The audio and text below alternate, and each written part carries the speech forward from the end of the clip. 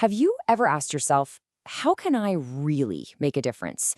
A real, tangible impact on a global scale.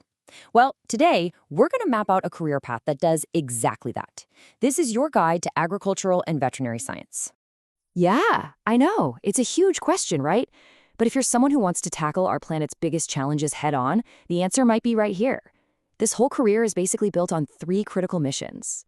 First up, and this one's a biggie, making sure every single person on this planet has access to safe, nutritious food. That's the very foundation of, well, everything. Next on the list, we're talking about protecting the health and well-being of animals. And that's not just the livestock that feed us, but the entire ecosystem we all share. It's all connected. And finally, putting it all together, building a future that's truly sustainable, one where we can all thrive without, messing up the planet for everyone who comes after us. Okay, so what does this actually look like day to day?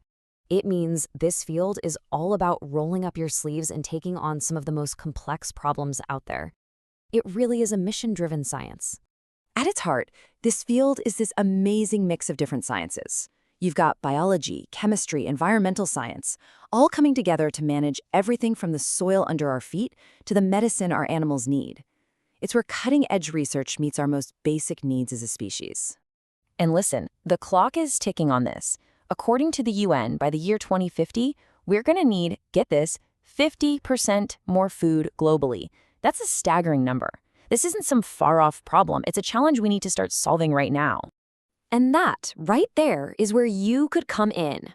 Your work, whether it's creating drought-resistant crops, developing new vaccines, or designing smarter, more efficient farms, will be on the front lines of this global challenge.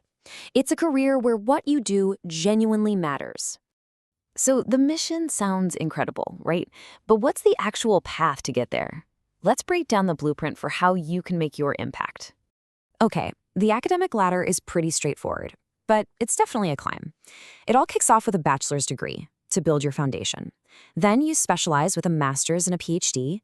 That's where you'll do your own original research. After that, a postdoc really sharpens your expertise, getting you ready to lead your own lab as a professor.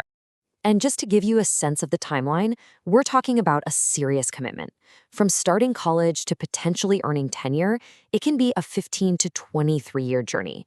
It's a marathon, not a sprint, and it takes a ton of resilience and vision for your work. But, you're not on this journey alone.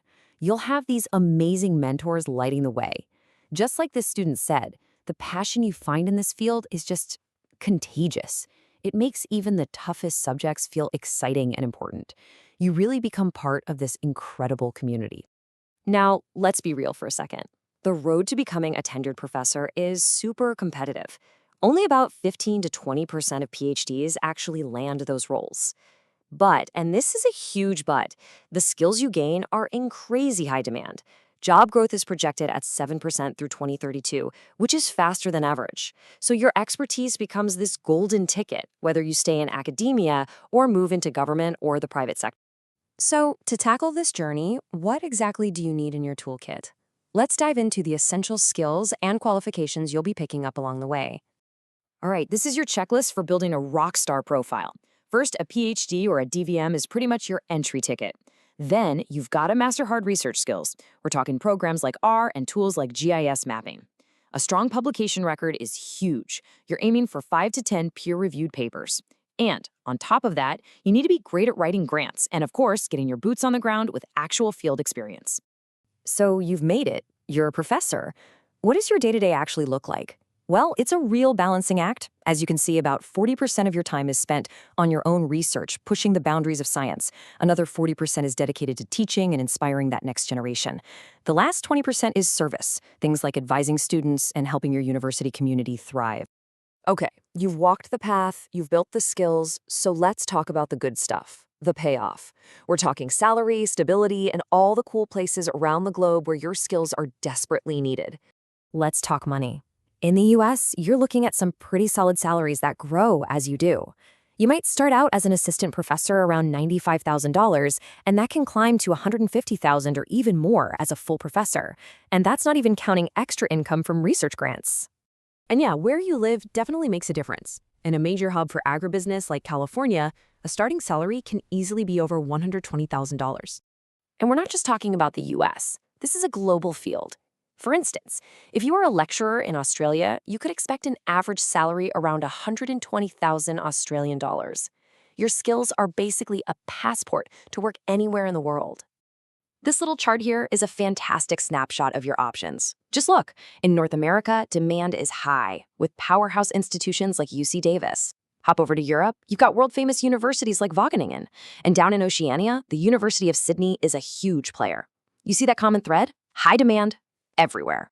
So, are you feeling it? Inspired? Ready to maybe take that first step? Let's look at a few things you can do like right now to get your journey started. The most important thing is just to get some hands-on experience. Go volunteer at a local farm or a vet clinic, sign up for an intro course like crop science, just to see if it sparks something.